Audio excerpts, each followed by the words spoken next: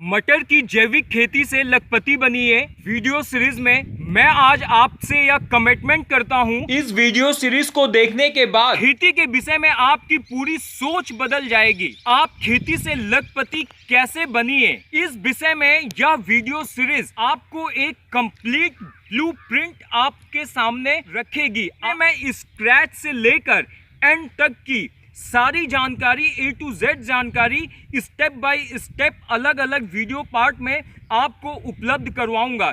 इसके अंदर जो चीज़ आपके जीवन को बिल्कुल बदल देगी वह चीज़ यह होगी कि आप इस अपने मटर की या अपने जो भी आपका कृषि का उत्पाद है उस उत्पाद की आप मार्केटिंग कैसे करें, उसमें वैल्यू एडिशन कर आप उससे कई गुना अधिक मुनाफा कैसे कमाएं। मैं स्वयं पिछले 3 वर्षों से अपने प्रोडक्ट का अधिकतम हिस्सा सीधे कस्टमर तक पहुंचाता हूं, डायरेक्ट रिटेलिंग करता हूं। इसके अतिरिक्त मैं अपनी सब्जियों को लखनऊ तक भेजता हूं जहां पर सीधे मैं रिटेल कस्टमर को पहुंचाता हूं। तो मैं अपने 3 वर्ष का पूरा अनुभव आपके साथ शेयर करने वाला हूं। अगर आपने यह पूरी वीडियो सीरीज देख ली तो फिर कभी भी आप खेती में पीछे मुड़कर नहीं देखेंगे। इस वीडियो का पहला पार्ट है खेत की तैयारी। आपकी खेत की तैयारी जितनी अच्छी होगी आपकी फसल का उत्पादन उतना अच्छा होगा। जैसा कि मैंने आपसे प्रॉमिस किया है कि आप 1 एकड़ मटर की जैविक खेती से 1 लाख से अधिक का शुद्ध मुनाफा प्राप्त करेंगे। लेकिन आपको मुनाफा होगा कैसे? जब तक आपका प्रोडक्शन अच्छा नहीं होगा तब तक मेरी सारी बातें आपके लिए बेकार हैं। इसलिए आपको शुरुआत से लेकर अंत तक छोटी से छोटी बात का ध्यान रखना होगा। मैं आपको बताऊंगा कि एक किसान कैसे बिजनेसमैन बन सकता है। आपकी जो भी समस्याएं हैं सभी समस्याओं का हल मैं आपके सामने प्रस्तुत करूंगा। कोई भी वीडियो आपसे छूट ना जाए क्योंकि यह आपकी फार्मिंग लाइफ की लाइफ चेंजिंग अपॉर्चुनिटी होने वाली है। इसलिए वीडियो शुरू करने से पहले आप चैनल को सब्सक्राइब कर नोटिफिकेशन का बेल प्रेस कर ऑल सेलेक्ट जरूर कर लीजिए। आपको इस मटर को 15 अक्टूबर तक हर हाल में बुआई कर देनी है और आपको अपने खेत की तैयारी शुरू कर देनी है। मटर की बुआई से 1 महीना पहले आप सबसे पहले अपने खेत की मिट्टी का पीएच चेक करेंगे, क्योंकि अगर आपके खेत की मिट्टी का पीएच सही नहीं होगा तो आप जो कुछ भी क्रियाएं करेंगे, जो कुछ भी आप खाद डालेंगे उसका 100% फायदा आपकी फसल को नहीं मिल पाएगा। आपके पौधे की जो रूट है वह न्यूट्रिशन को एब्जॉर्ब नहीं कर पाएगी और आप असफल हो जाएंगे। इसलिए बहुत ज़रूरी है कि आप सबसे पहले अपने खेत की मिट्टी का पीएच की जांच करेंगे, अपने खेत में सिंचाई के लिए प्रयोग होने वाले पानी की जांच करेंगे कि इनका सबका पीएच सही है कि नहीं है। उसके बाद जो आप दूसरा काम करेंगे वह आप अपने खेत का लेजर लेबलर के द्वारा जीरो लेबल करवाएंगे, जिससे कि आपके पौधों को सभी पोषक तत्व व सिंचाई का पानी यूनिफॉर्म प्राप्त हो सके। तीसरा जो सबसे महत्वपूर्ण काम करना है आपको, वह आपको अपने खेत की चारों तरफ से फेंसिंग करनी है, जिससे कि कोई भी जंगली जानवर आपके खेत को नुकसान ना पहुंचा पाए। फेंसिंग के लिए आप अपने बजट के हिसाब से अलग अलग व्यवस्था कर सकते हैं। अगर आपका बजट कम है तो कम बजट में भी आप फेंसिंग बहुत अच्छी कर सकते हैं और आपके खेत में कोई भी जानवर नहीं आएगा। इसके बारे में मैं आगे आने वाली वीडियो में आपको बताऊंगा। मैं इस वीडियो में आपको जो भी खाद या जो भी डोज की बात करूंगा वह 1 एकड़ के लिए है। आप अपने खेत में 8 टन अलौकिक खाद डालेंगे। अलौकिक खाद बनाने की वीडियो का लिंक आपको डिस्क्रिप्शन में मिल जाएगा।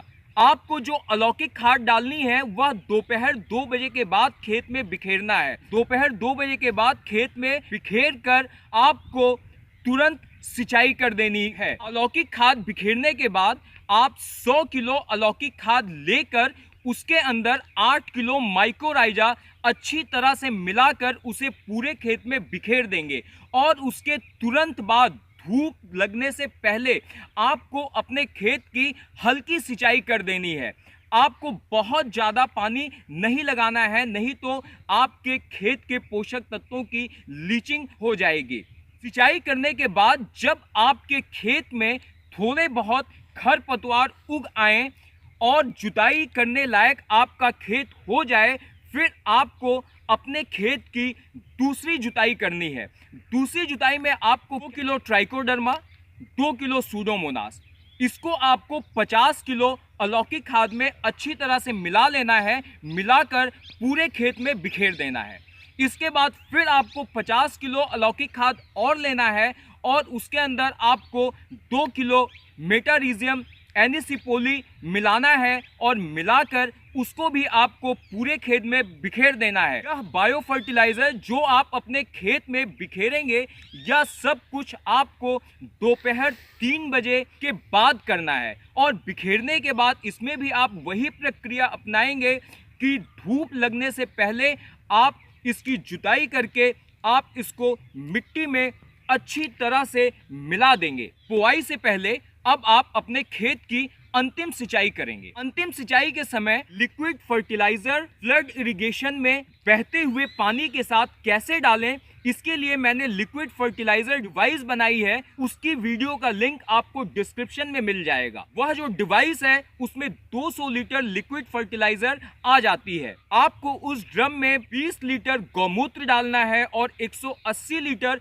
वेस्ट डिकम्पोजर डालना है और इसको सिंचाई के पानी के साथ में आपको अपने खेत में सिंचाई कर देनी है। अब इसके बाद में जब आपका खेत जुताई के लायक हो जाए, आपको मटर की खेती के लिए बहुत ही अच्छी नमी की आवश्यकता है। ऐसी नमी होनी चाहिए कि अगर आप अपने खेत की मिट्टी उठाकर लड्डू बनाएं तो लड्डू बन जाए और वह लड्डू बिखरना नहीं चाहिए। अब जब आप अपने खेत की अंतिम जुताई करेंगे, उस अंतिम जुताई के समय आपको अपने खेत में 100 किलो चूना पाउडर बिखेर देना है। इसके अतिरिक्त आपको 50 किलो नीम की निम्बोली का पाउडर बिखेरना है। इसके अतिरिक्त जो आपकी फसल की उपज में महत्वपूर्ण रोल अदा करने वाली चीज है, वह है रॉक फास्फेट युक्त वर्मी कंपोस्ट खाद। 1 एकड़ के लिए आपको अंतिम जुताई के समय 2 टन प्रति एकड़ रॉक फास्फेट युक्त वर्मी कंपोस्ट खाद का छिड़काव अपने खेत में कर देना है। इसकी अगली वीडियो में मैं आपको बीज के चुनाव के विषय में बताऊंगा। मटर की जैविक खेती से लखपति बनिए वीडियो सीरीज में आपको वैल्यू एडिशन से लेकर मार्केटिंग तक की पूरी जानकारी दी जाएगी। इसमें आपको बताया जाएगा कि आप रिटेलिंग की शुरुआत कैसे कर सकते हैं, कैसे आप छोटे छोटे स्टेप लेकर अपने सपने को पूरा कर सकते हैं। आपका दिन मंगलमय हो। सियारा।